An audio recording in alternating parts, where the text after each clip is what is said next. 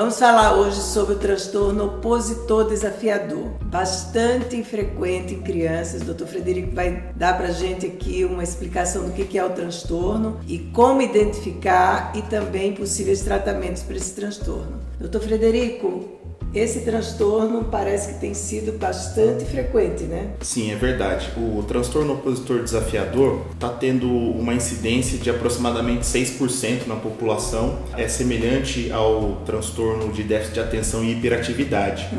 Então, é um transtorno que a gente ouve falar menos, mas ele é bastante prevalente. O diagnóstico é feito basicamente na infância. Então, de 7 a 9 anos de idade, mas a gente percebe a incidência mais pontual e aguda desse transtorno na adolescência. É um transtorno onde a criança ou adolescente apresenta essa discussão, essa resistência à discórdia. Então, muitas vezes ele não tem razão, ele não tem argumentos, mas ele é do contra. Ele vai ter mais tendência a se envolver com pessoas e comportamentos que sejam desadaptativos, disruptivos, e muitas vezes, como ele é uma pessoa que transgride mais, pode ter mais facilidade para envolvimento com álcool, drogas, delinquência.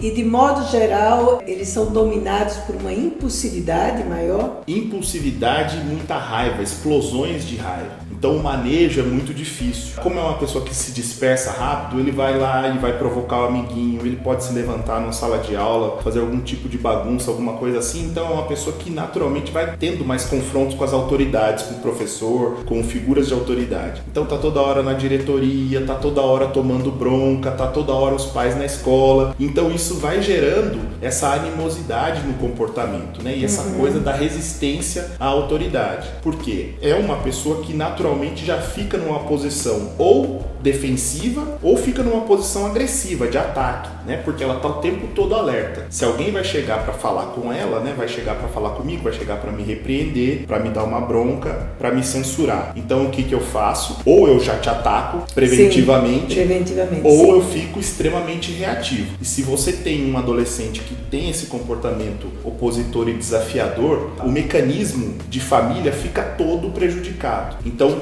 o que a gente percebe é que muitas vezes as mães de adolescentes assim têm mais chance de desenvolverem depressão justamente por sentirem-se culpadas ou inadequadas, insuficientes, né, incompetentes na criação dos filhos e que de alguma forma elas têm responsabilidade sobre esse comportamento dos filhos. E muitas vezes o adolescente se aproveita desse expediente e massacra a mãe. Esse adolescente que possui esse tipo de transtorno é uma pessoa que desestabiliza ambientes familiares, de escola, né? Ele vai ali e planta a discórdia. Os ambientes onde essa pessoa frequenta, você vai notando que eles vão ficando doentes também. A relação na família fica estremecida, a relação com os amigos da escola fica ruim e muitas vezes essa pessoa começa a ser colocada de lado, ignorada. O que aumenta ainda mais a reatividade. E como ela está mais envolvida em comportamentos de transgressão e ela tem esse componente de impulsividade e inconsequência, é uma pessoa que muitas vezes vai ter mais casos de trauma, inclusive traumas físicos. Por quê? Sim. Ela se envolve em situações mais arriscadas. E a gente consegue delimitar o que é um transtorno opositor desafiador, hiperatividade, o transtorno da hiperatividade? Você consegue saber o limite de um e de outro? Porque a gente vê principalmente em meninos, né? Sim. Que há uma prevalência nos meninos, né? De quando há esse transtorno de hiperatividade, de modo geral, tem uma questão ligada à impulsividade também. Esse limite acho que ele é invisível. Na natureza a gente, como dizem, né? Na natureza a gente não vê um animal dessa cor, porque é muito difícil, é muito complicado, porque a linha fica muito tênue, né? É um degradê de cores, né? Você não tem aqui o preto e aqui o branco, né? Você tem um espectro cinza no meio, onde você vai ter uma pessoa que pode ter muita hiperatividade e impulsividade. Então, por esse próprio motivo, ela vai ser tão confrontada para fica quieto, senta, não fala, não põe a mão aí, não faz aquilo. E o comportamento dela vai te desafiar para esse confronto de contenção. Eu acredito que seja assim, muito complicado você falar, é isso e não tem nada daquilo, ou é aquilo e não tem nada disso. E na sua experiência, doutor Frederico, qual seria o encaminhamento dessas situações? Do ponto de vista de tratamento? Do ponto de vista de tratamento, aqui nós temos uma área excelente para psicoterapia. E muitas vezes aqui o tratamento de escolha inicial é a psicoterapia. Tradicionalmente, a psicoterapia que a gente tem mais evidência também para esse caso é a cognitivo-comportamental. É preciso fazer um trabalho de terapia de manejo parental. Então a família precisa também ser tratada para saber lidar com esse adolescente. E a escola também tem que fornecer esse tipo de acolhimento e apoio. Para adolescentes que conseguem aceitar esse tratamento psicoterapêutico, é muitas vezes o tratamento de primeira escolha antes da medicação. Existe uma porcentagem da população que não aceita a psicoterapia, não adere ao tratamento. Sim. Então, medicação pode ser muito bem-vinda nesses casos. Sim, porque a psicoterapia, mesmo a terapia comportamental cognitiva, ela tem um tempo para fazer o efeito. E às vezes a condição de vida desse adolescente ou dessa criança e desses pais também já está muito prejudicado no dia a dia. Sim. Então, a entrada da medicação, ela pode ser dar um pouco de calma para esse início, né? Para que os pais respirem um pouco e o próprio adolescente, porque ele próprio não se suporta, né, daquela maneira. Isso que você falou é muito importante. A medicação pode servir como uma contenção química mais rápida. Então, sim, é importante ter essa visão multidisciplinar, principalmente em casos mais graves. Mecanismos de recompensa, mecanismos de elogio. É difícil você elogiar uma pessoa que está sempre te desafiando, que está sempre se opondo a você, né? Então, imagine como que é complicado esse manejo. Porém, se você tem um adolescente que tudo que ele ouve é não pode, você não consegue, você tá ruim, isso tá mal feito, olha, você vai ficar de castigo, não vai dar nada certo, aqui a gente te aguenta porque a gente é família, lá fora o mundo vai te comer vivo. Você imagina que ele só ouve esse tipo de coisa. Então alguém chega perto dele e fala, pronto, né? Vai ser mais um que vai me censurar, vai ser mais um que vai falar que eu tô errado. Quando você consegue, aos poucos, ir percebendo, olha, não é tudo que essa pessoa faz que é ruim, tem algumas coisas que são boas, elogiar algum ato bem feito, colocar certos limites, saber ser firme sem ser violento, né? Com palavras e com orientações, né? Saber colocar os papéis de quem é quem na casa. O adolescente não manda na casa. Quem manda na casa é o adulto que está provendo, é o chefe da casa, são os pais, né? São eles que trabalham, são eles que dão as orientações. Isso não significa que os pais vão ser despóticos, né? Isso não significa que não vai haver diálogo. Muitas vezes pode haver, né? Principalmente nos dias atuais, algum tipo de confusão nesse sentido, pensando que talvez esteja havendo algum tipo de cerceamento, que você não é um pai tão legal, que você não é um pai tão amigo dos seus filhos, que coloca regras. As regras precisam existir. E nem por isso elas são ruins. Muito pelo contrário, elas podem ser muito boas. Eu estava, inclusive, falando sobre isso, né? Sobre essa questão da diferença, principalmente na educação hoje, porque a gente vê uma quantidade de crianças, adolescentes, que de fato tomam o controle da situação. E pais, muitas vezes, acovardados diante desses filhos. Então, eu acho que é importante ter essa... Claro que a diferença, às vezes, não é tão evidente, mas quando há um transtorno e quando de fato essa família precisa se posicionar melhor na autoridade dela, né, de pai e de mãe, porque os pais têm tido dificuldade de se posicionar como autoridades, quer dizer, há pais que dizem, não, mas eu tenho muito medo de ser um déspota, eu tenho muito medo de ser autoritário, não é? Quando na verdade a autoridade dá segurança e dá contorno à vida da criança, né? Ótimo, segurança e contorno. O pai, ele vai conseguir ser uma figura de respeitabilidade também por isso, pelo exemplo que ele dá. Então, o meu filho fala muito palavrão e eu não quero que ele fale palavrão, mas você fala palavrão? A sua comunicação dentro de casa é que tipo de comunicação? Porque muitas vezes esses adolescentes que são opositores desafiadores, eles são frutos de um lar disfuncional. Então, se a família funciona mal, se a família é uma família disfuncional, esse adolescente, ele está criado nesse caldo de cultura.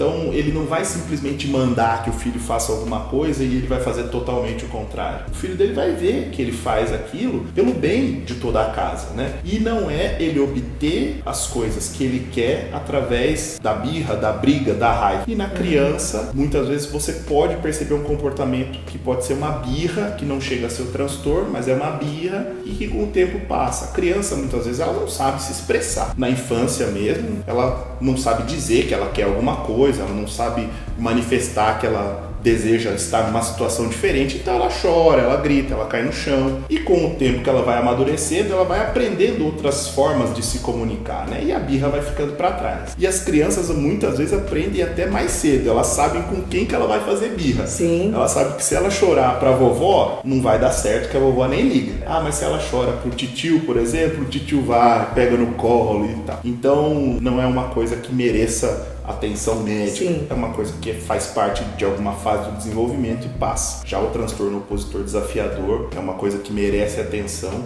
porque na vida do adulto jovem pode até vir a se tornar um transtorno de conduta, e aí a gente já está falando de uma coisa mais séria. Sim, que aí vai para delinquência. Vai para delinquência e a coisa pode ficar bem mais aprofundada no mau sentido. Porque, de modo geral, esses adolescentes que têm esse transtorno, eles têm uma inteligência muito interessante. Porque muitas vezes a oposição deles tem um conteúdo interessante. A forma como eles se opõem é um problema, mas o conteúdo, às vezes, tem algo interessante. E talvez seja um pouco por aí, né? Como é que você pode tirar do próprio transtorno algo que seja positivo, né? Que é do próprio transtorno. É como se você usasse o transtorno a favor do tratamento, né? Muitas vezes o que acontece é que nessa questão dele ser contra e ele ter que se posicionar contra as figuras de autoridade, ele precisa buscar algum tipo de argumento para que ele consiga impor o seu ponto de vista. Então, às vezes os pais se sentem reféns, por quê? Porque o filho leu alguma coisa lá no Google e chega e fala, ó, isso aqui é verdade, ó, mostra a estatística pro pai e o pai...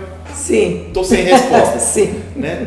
Tá certo. Né? E agora? Mas ele usa aquele jeito de estar certo de uma maneira tergiversada, né? Sim. Ele pega e torce um pouco a coisa para ele conseguir provar. Vai ler um estudo aí que diz que adolescentes que ficam acordados até as 3 horas da madrugada passam em Harvard. E aí ele esfrega na cara do pai isso, e aí o pai fala, então quer dizer, de repente sim, você pode usar essa curiosidade e esses mecanismos, esse expediente do seu filho que gosta de fazer esse tipo de pesquisa para ele ter razão, de uma maneira que seja positiva. Ah, você fez essa pesquisa? Então vamos ver se tem alguma coisa que fale também a favor das pessoas que chegam em casa mais cedo e dormem mais cedo. Então é possível você usar esse tipo de mecanismo e você conseguir encontrar essas brechas para que você alcance essa pessoa. Porque o simples confronto vai somente afastar. Então é preciso fortalecer os elos do diálogo. E o diálogo precisa ser de fato franco, de fato direto, com limites que não sejam expressos de maneira violenta, mas de maneira firme e assertiva. Quer dizer, quase todos os transtornos, né? E claro, quando esse transtorno vai atingindo pessoas mais jovens ainda, né? Crianças, adolescentes, mais ainda, o papel da família é fundamental, né? Reconhecer que essas condições merecem atenção, dar a chance para que essa pessoa receba tratamento, acolher essa queixa e esse sofrimento são coisas fundamentais. Então, ao invés de enjeitar, de rejeitar, desistir, é preciso oferecer ajuda, oferecer a mão, compreender porque essa pessoa está sofrendo. Não é porque ele obteve aquilo que ele quis que ele não está sofrendo. Por quê? Nos meios onde ele frequenta, ele vai estar sempre em situações de confronto. Sim. Muitas vezes ele vai estar em situações onde, se ele ganha em casa, na rua ele pode perder mesmo. Sim. Então, amizades são desfeitas, relacionamentos quebrados, desempenhos acadêmicos são minados por conta de um comportamento que pode ser manejado e diminuir o sofrimento para o próprio adolescente, para a própria criança. Então, você oferecer para essa pessoa ajuda e as ferramentas para que ela possa compreender que no mundo ela não precisa existir dessa maneira, que a raiva não vai levá-la a obter o que ela deseja, né? Vão oferecer ferramentas muito mais valiosas e que vão ser muito melhores para a adaptação dessa própria pessoa. Por quê? Atualmente a gente precisa, né, compreender que o mundo cada vez mais, tanto na forma de vida coletiva quanto, por exemplo, corporativa, das empresas e tudo mais, está procurando pessoas que sejam sociáveis. Sim, cada vez mais passa a ser uma habilidade. Passa a ser uma habilidade. Procurada, claro. A questão de você ser sociável, a questão de você conseguir conviver em grupo, a questão de você ter um bom relacionamento, a questão de você poder receber um feedback do seu chefe sem se descabelar, né? Desistir da empresa e cair no chão chorando. Então, quer dizer, uma pessoa que tem essa capacidade de resiliência, né? De obter ou de receber essas agruras da vida, essas contrariedades e conseguir permanecer no seu centro, seguir em frente, aprender com os erros, ter paciência para esperar um momento não muito favorável e continuar no seu caminho, essas habilidades são essenciais para a vida. Então pessoas que não conseguem ter esse tipo de habilidade vão se tornando párias. Quanto mais cedo a gente conseguir compreender que isso é uma coisa que é aprendível, é uma habilidade que é aprendível, esse transtorno precisa ser tratado, mas essa pessoa também vai aprender a lidar com essas sensações para que no longo prazo ela não seja dependente de medicação nem de terapia. Vai chegar uma época que ela vai conseguir andar com as próprias pernas. Sim. Vai sentir a pancada, mas aquilo não destrói. Aquilo simplesmente serve para aprender, ficar atento, criar resistência, prosseguir e perseverar. Sim, ela até mantém algumas vulnerabilidades, mas muito mais sob o controle dela, o conhecimento dela. Isso. Obrigada, Dr. Frederico. Eu que agradeço.